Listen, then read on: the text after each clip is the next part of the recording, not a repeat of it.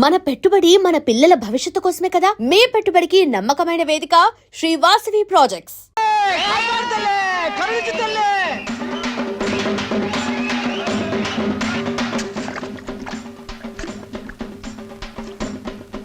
రామయ్య గారు ఏటి బాబు కట్టపడడం జాతర దగ్గరికి వెళ్ళకుండా మీరు వెళ్ళండి బాబు, ఈ పని నేను చూసుకుంటాను. జాతరలు అవి దేవుడికి సంబంధించిన వారం రా, ఇది మన తిండికి సంబంధించిన వారం. అయ్యగారి దగ్గర మాట వస్తుంది. అసలే గుంట నక్కల ఎదురు చూస్తున్నాడు నరసింహంగడు. సూర్లు మనం ఈ జాతరతో కూర్చుంటే సరిపోదురా. ఆ రామయ్య గారు మరీ మితిమీరిపోతున్నాడు. ఆడి సేను తడిసేదాకా మన శాలకి నీళ్లు వదలనంటాడా? ఏట ఉన్న గొడవేగా, అయినా పాలేరుగాడికి అని తలపిరిసేంటారు. ఇంకో విషయం, ఏట జమీందారు జాతర రోజు ఊరు వస్తాడు, పొలం చూస్తానికి వెళ్తాడుగా, అక్కడేవో చూపు చూసుకుంటే పోలే. సమయానికి గుర్తు చేసేవరా రాని. ఊరంతా జాతర గొడవలో ఉంటది. ఏదో రకంగా గొడవ పెట్టుకుని వాళ్ళిద్దరిని లేపేయాలి. పదండి.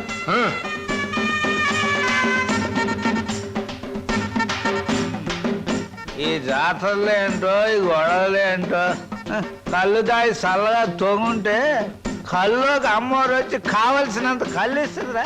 నా మాట ఏనంటరా. రామయ్య గారు అయ్యగారు వస్తున్నారు. చండాలి బాబు, ప్రయాణం సుఖంగా జరిగిందండి?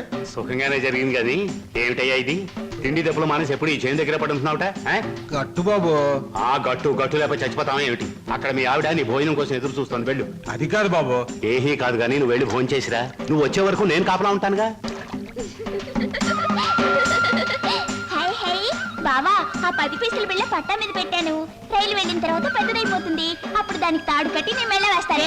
నా మెళ్ళ వేస్తానంటావే? అవును, నీ మెళ్ళలోనే వేస్తాను. ఇదిగో కొట్టనంటే ఒరే టిప్పకాయ బావా. ఇదిగో డిప్పకాయ గిప్పకాయ అన్నావంటే తంతాను. అత్తయ్య అత్తయ్య చూడత్తయ్య బావా. ఏం సరోజా, ఏం జరిగిందమ్మా? అదేమో 10 పైసలు బిళ్ళ పట్టాల మీద పెట్టాను. అది పెద్దదవుతుగా, దానికి తాడు కట్టి నా మెళ్ళ వేసుకోవాలంటమ్మా.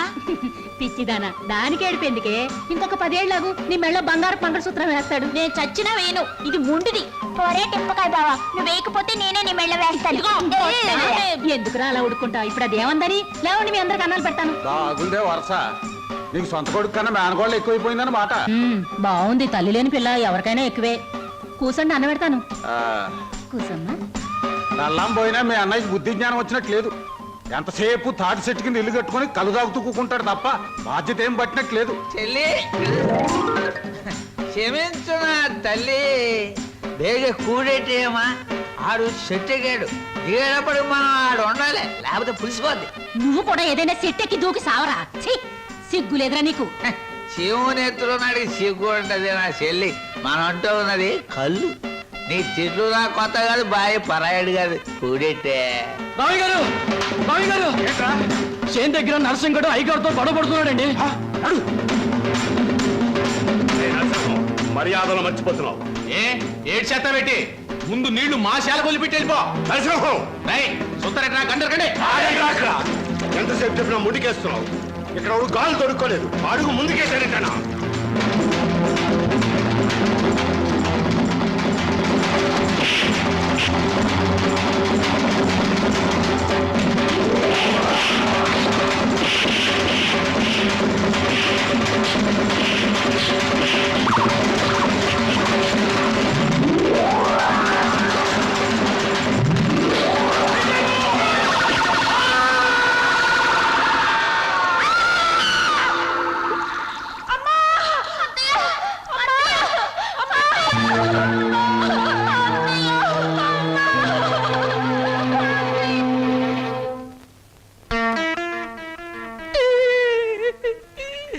ఆ భగవంతుడు నాకు చాలా అన్యాయం చేశాడు బాబు గారు. నేను తాగినా తందనాలన్నా పేడల్లా చూసుకునే నా చెల్లి బాబా ఒక్కసారే బలైపోవడం నా దురదృష్టం. బాధపడకు నాగయ్య.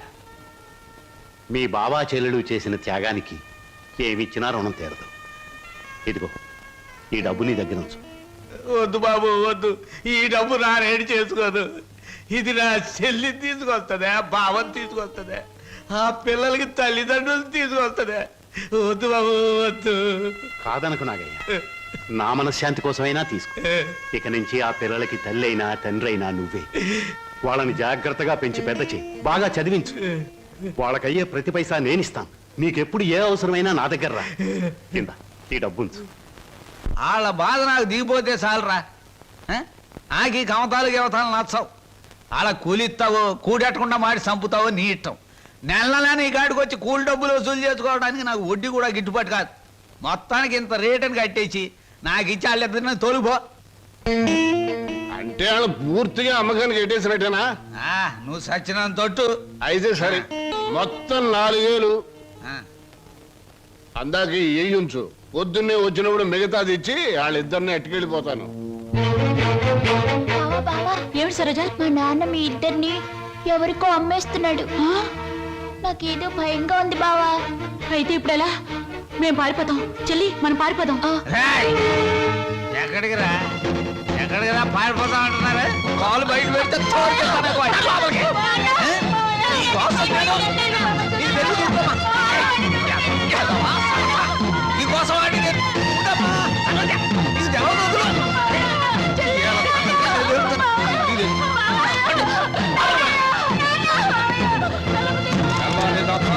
నీళ్లు లేక ఇక్కడే మాడి సావండి. ఎందుకమ్మా, ఎందుకురా నాన్న ఏడుస్తున్నారు? ఈ మావయ్య రొగ్గేసి వెళ్ళిపోవాలనే పట్నం పంపిస్తున్నాను. చదివించాలి కదా, తప్పుద్దా?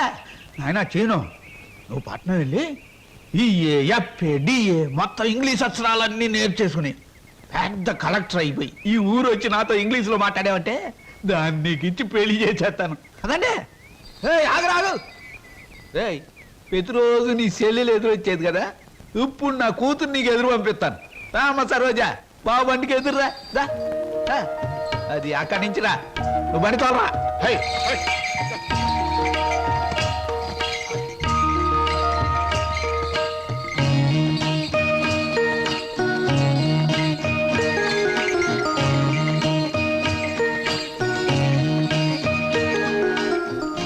అమ్మా తల్లి, నువ్వు లోనకెళ్ళి గట్టిగా తలుపేసుకో. లోన డబ్బు ఉంది. నేను కలుపాకెళ్ళి వస్తాను. వచ్చేటప్పుడు నీకు చక్రాలు జంతికలు తెచ్చి పెడతానే.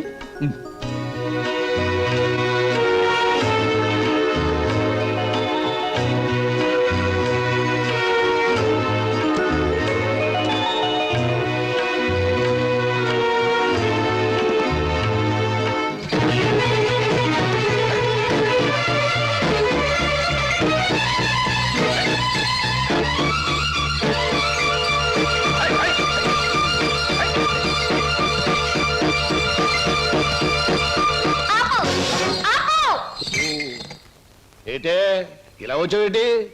నిన్ను కూడా మీ బాబు నాతో వెళ్ళిపోమన్నాడేటి? కాదు, స్టేషన్ దాకా వదిలిపెట్టొద్దామని నేనే వచ్చాను. ఆహా, అలాగా. అయితే రా మరి, రా వచ్చి బండి.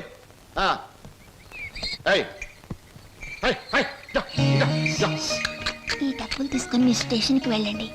నేను మీ వెనకాలే వస్తాను. నాకు ఒక టికెట్ కొనండి, పట్నం పోదాం.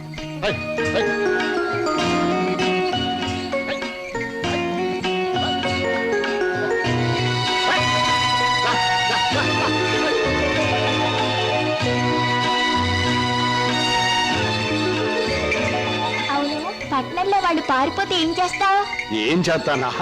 ఆహా, ఎవరాలది? ఆగండి, ఆగండి, ఆగండి, ఆగండి, ఆగండి, ఆగండి.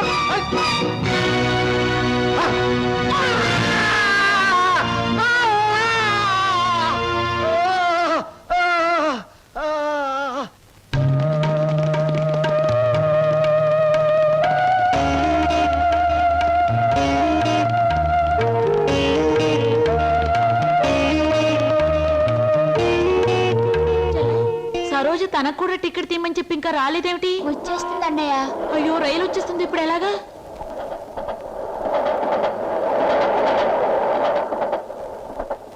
అరే ఎవరా మీరు? ఊరెళ్ళాలండి. టికెట్లు తీసారా? ఇదేమిట్రా, ఇద్దరున్నారు 3 టికెట్లు తీశారు. మా సరోజ రావాలి. ఊరు వెళ్దామని వచ్చి సరోజని కూర్చుంటే రైలు ఎక్కుదా? పదండి రా, సాయంత్రం రా, రైలు సరోజ రావాలండి. రావండి.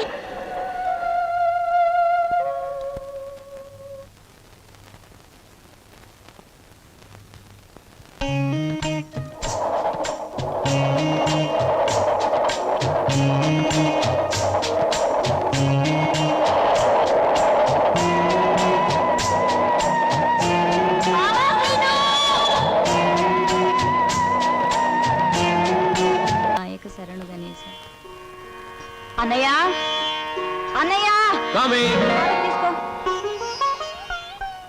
అమ్మా దేవుడి పూజ అయిపోయింది, పొట్ట పూజ చూడమ్మా. నువ్వు గబగబా టిఫిన్ పెట్టావంటే నువ్వు అటు ట్యూషన్ కి, నేను ఇటు పేపర్ వేయడానికి వెళ్ళిపోవచ్చు. ఈ పాటికి వార్తలో అంటే పేపర్ కోసం పార్లమెంట్కి వెళ్లే రాజకీయ నాయకుల దగ్గర నుంచి బాత్రూమ్కి వెళ్లే బట్టల వరకు ఎదురు చూస్తూ ఉంటారు. నువ్వు త్వరగా వెళ్ళి టిఫిన్ రెడీ చేయి. వెళ్తున్నాను.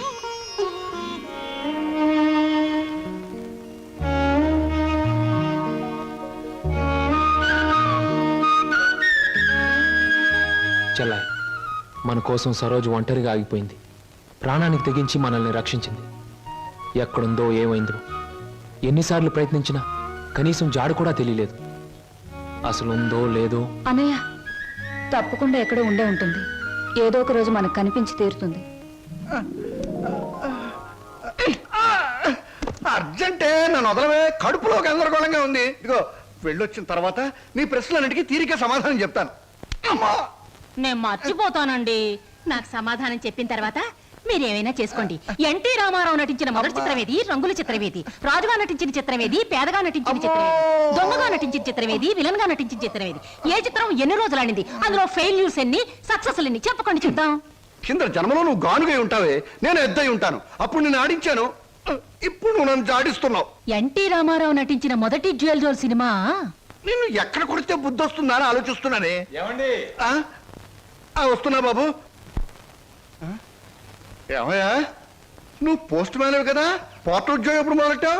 ఏంటండి ఏమి తెల్లనట్టు అడుగుతారో? మీ ఆవిడ రాసి పంపించిన పాటలు తిరిగి వచ్చేసాయి. ఆహా, అయితే ఈ నెల కూడా పొయ్యిలోకి పుల్లలు కొనక్కర్లేదన్నమాట. మీ ఆవిడ గారి చేత పాటలు రాయటం అన్నా మానిపించండి. లేకపోతే ఆవిడ గారి కోసం ఒక కొత్త వారపత్రిక పెట్టండి. లేకపోతే దేశంలో తెల్లకైతే కరువు వచ్చి పడిపోద్దని మరి. ఎవరండి వచ్చింది? అమ్మో, విడు ఏమిటండి ఇవన్నీ నీ రచనలే. వీటి తాకిడికి ఈ ప్రపంచం అంతా తట్టుకోలేకపోతుంది. కొన్నాళ్ళకి ఈ ఊరంతా ఖాళీ చేసి పోయేటట్టున్నారు. ఊరు అంటే జ్ఞాపకం వచ్చింది. 1952లో సొంత ఊరు అనే సినిమా వచ్చింది కదా. ఎన్ని సెంటర్స్ లో 50 రోజులు ఆడింది. ఆ చిత్రంలో హీరో ఎవరు, హీరోయిన్ ఎవరు, డైరెక్టర్ ఎవరు? కింద జనంలో నువ్వు పిడకై ఉంటావే, నేను పోయే ఉంటాను. అప్పుడు నిన్ను కాల్చాను, ఇప్పుడు నన్ను కాల్చు తింటున్నావు. ఏంటండి? ఇటు కాదు, ఇటు పోతాను. పిన్ని, మళ్ళీ ఏమిటో. ఏమిటి పిన్ని, ఏమిటి గొడవ? ఏం లేదురా, ఈ మధ్య ఎవరికీ సినిమా పరిజ్ఞానమే ఉండటం లేదు. అదే నాకు చాలా బాధగా ఉంది. ఇదిగో లోపలికి వెళ్ళటానికి వీల్లేదు. ఇక్కడే పడి ఉంటానే. నాగయ్య గారు హీరోగా ఉన్నప్పుడు మా అమ్మ, రామారావు గారు హీరోగా ఉన్నప్పుడు మా అమ్మ ఎన్నో తెలుగు చలనచిత్ర పాఠికగా రాశారు. నేను ఇప్పుడు ఒకటి అలాంటిదే రాద్దాం అనుకుంటున్నాను. ఎవరు పట్టించుకోవటం లేదురా. పిన్ని, నువ్వు ఎవరిని ఏం అడగకూడదు. అడిగితే నీకు తెలిసిన విషయాలు వాళ్ళు ముందే తెలుసుకొని నీకంటే ముందే వాళ్ళు బుక్ రాసేస్తారు. అందుకని నీలోనే ఉంచుకో. నీకు ఒకటి తెలుసా, నీ బుక్ కవర్ పేజ్ బొమ్మ బాపు గారి చేత వేస్తున్నాను. అలాగా? ఫ్రంట్ పేజ్ ఏమిటో తెలుసా? ఏమిటి? రమ్ పమ్. చాలా బాగుందిరా. బ్యాక్ పేజ్ మీద సుత్తి కూడా వేయించు, రాంగ్ ముదిరిపోతుంది. మీరు ఊరుకోండి. నా బాబే, నువ్వు ఒక్కడవేరా నన్ను అర్థం చేసుకున్న వాడివి. ఇంకెప్పుడు ఎవరిని ఏమి అడగను, మిమ్మల్ని తప్ప. ఒరే, అంతా బాగానే మేనేజ్ చేసేవరా, కానీ నన్ను మాత్రం బతికించలేకపోయావు. మీ పిన్ని. బాబాయ్, పిన్ని ముందు నువ్వేమన్నాను? పిన్ని వెళ్ళాక అన్నావా? నేను ఊరుకోను. ఓహో, నువ్వు దాని పార్టీ కదా. అవును, పిన్నంటే ఎవరనుకున్నావు? మా అమ్మ. ఒరే, ఇది ఏనాటి బంధమోరా. 15 సంవత్సరాల క్రితం మీరెవరు, మేమెవరు అనుకోకుండా నాకు దొరికారు. ఈ 15 సంవత్సరాల్లో మేము మీకే ఆప్యాతలు కురిపించామో తెలియదు, కానీ మీరు మా కన్నబిడ్డల కంటే ఎక్కువైపోయారా. అది మా అదృష్టం బాబాయ్. నువ్వు లేకపోతే మేమేమైపోదాం. చూడమ్మా, రిటైర్డ్ స్టేషన్ మాస్టర్ గా చెప్తున్నాను, పచ్చ జెండాకి పరిగెత్తే రైలుకి బంధుతో ఉండక్కర్లేదురా. పచ్చ జెండా ఊగిందంటే రైలు పరిగెత్తి తీరాలే దాని డ్యూటీ. రైలు పరిగెత్తే ముందు పచ్చ జెండా ఊగాలే దాని బాధ్యత. మన బంధుత్వాలు కూడా అంతేరా. అయ్యో, టైం అయింది బాబాయ్. నువ్వు ముందు సరిగ్గా నిలబడు, ఇప్పుడు బయలు. ఓకే, నువ్వు రామ్మా. వెళ్ళొస్తాం. త్వరగా వచ్చేయండి. అలాగే బాబాయ్. 1969లో నా కర్మకాయలు నిన్ను పెళ్లి చేసుకున్నాను. ఎక్కడికెళ్తారు? ఇప్పుడు ఆపే ఉంటే చంపేస్తాను. అమ్మా, పేపర్.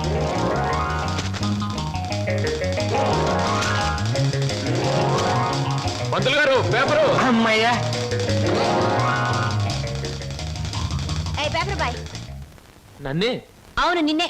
నా పేరు పేపర్ బాయ్ కాదండి, వీర వెంకట విజయ శ్రీనివాస్ వరప్రసాద్. పూర్తిగా పిలవలేని కొంతమంది బద్దకస్తులు శ్రీనివాస్ అంటారు. ముచ్చటగా ముద్దుగా పిలవాలనుకున్న వారు సీను అంటారు. సుబ్బమ్మ గారు. నా పేరు సుబ్బమ్మ కాదు, లలిత. ఓహో, మరి మిమ్మల్ని ముద్దుగా విని పిలుస్తారు లల్లి అనా? పిల్లి అని. నీకెందుకు? పేరు లలితంగా ఉంది, పర్సనాలిటీ లలిత లావణ్యంగా ఉంది. ఏమిటి వెటకారంగా ఉందా? అసలు పేపర్ అలా రాయిస్తున్నట్టు విసడం ఏమిటి? చేతికి వచ్చుగా. ఇవ్వచ్చు అనుకోండి, ప్రతి వాళ్ళ చేతికి ఇస్తూ పోతే కొంతమందికి ఇవాళ ఉదయం పేపర్ రేపు సాయంత్రానికి, రేపు సాయంత్రం పేపర్ ఎల్లుండి అని అందుతుంది. అందుకని కొన్ని విసరాలి, కొన్ని ఎగరేయాలి, కొన్ని చేతికి ఇవ్వాలి. నేను ఎంత గట్టిగా విసిరినా పడే వాళ్ళ చేతిలో అది పువ్వులా పడటం మన టాలెంట్. చాలండి, మీరు వెళ్ళొచ్చు. చూడండి, ఆ పేపర్లో పేజ్ నంబర్ 4 కాలం నంబర్ 3లో ఆడవాళ్ళకు పనికొచ్చే ఉద్యోగాల ప్రకటన ఉంది. నేను ఉద్యోగం కోసం ప్రయత్నిస్తున్నట్టు ఇతనికి ఎలా తెలుసు? ఏమేం మరదలా, ఆ పేపరు నీకు ముందే తెలుసా? ఏంటే రోడ్డు మీద పరాగడితో పరాసుకెళ్ళటే చెప్పా. పరాయివాడు కాదు, అతను నా బాయ్ ఫ్రెండ్. ఏటే బాయ్ ఫ్రెండా? చెట్టంత బావగారిని, నీ ఎక్కకు మొగుణ్ణి, నేనుండగా ఆడేవాడే బాయ్ ఫ్రెండ్. బాయ్ ఫ్రెండ్ అయినా, మ్యాన్ ఫ్రెండ్ అయినా, ఫ్రెండ్ ఫ్రెండ్ అయినా అని నేనే. ఇదిగో, రోజు రోజుకి నువ్వు హద్దు మీరుతున్నావు, జాగ్రత్త. ఆహా, నన్ను జాగ్రత్త అన్నది గొప్పదాని అయిపోయావా? చూడవే, నీ చెల్లెలు నన్నే పట్టుపట్లాడించేస్తుంది. Shut up. మంచి గొడ్డుకో దెబ్బ, మంచి మనిషికో మాట అన్నారు. మాటతో మారటానికి నువ్వు మనిషివి కాదు, 4 బాదడానికి గొడ్డువి కాదు. ఛీ! విన్నావటి నీ చెల్లెలు ఏముంటుందో?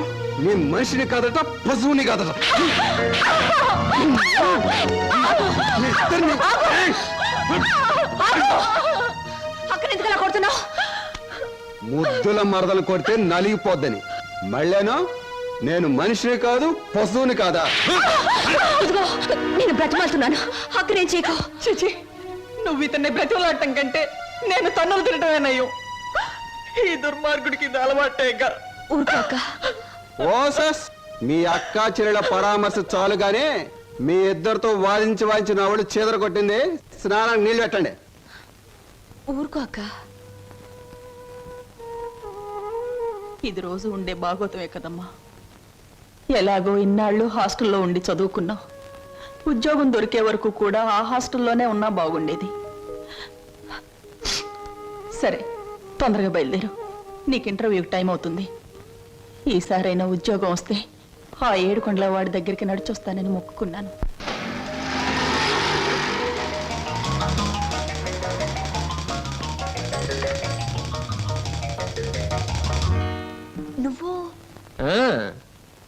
నువ్వు పేపర్ బాయ్ కదూ, మరి ఆటో?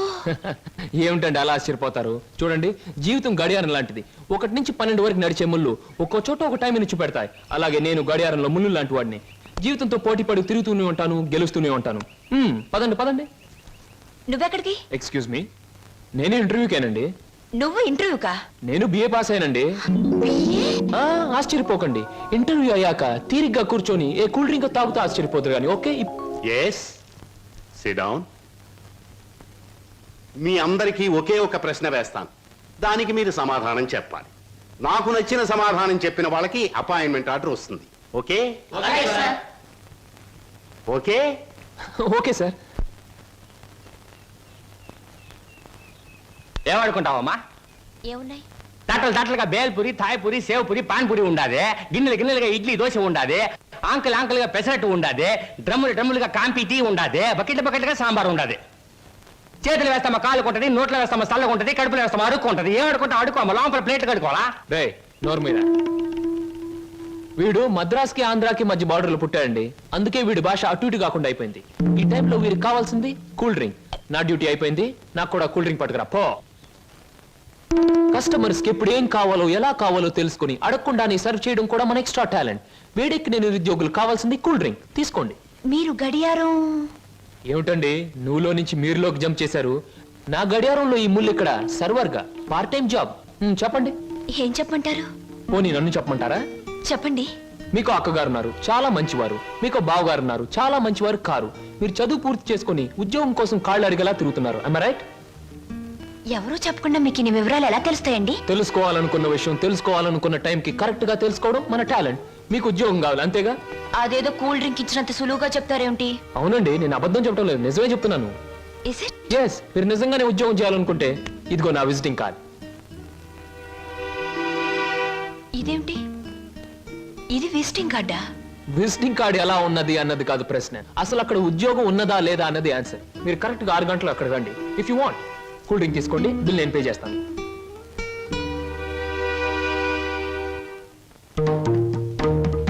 నమస్తే. నమస్కారం సార్. ముందు నా సేవకులకు నమస్కరించిన తరువాతే దేవుడికి నమస్కరిస్తా. మీ పనులు మీరు చేసుకోండి.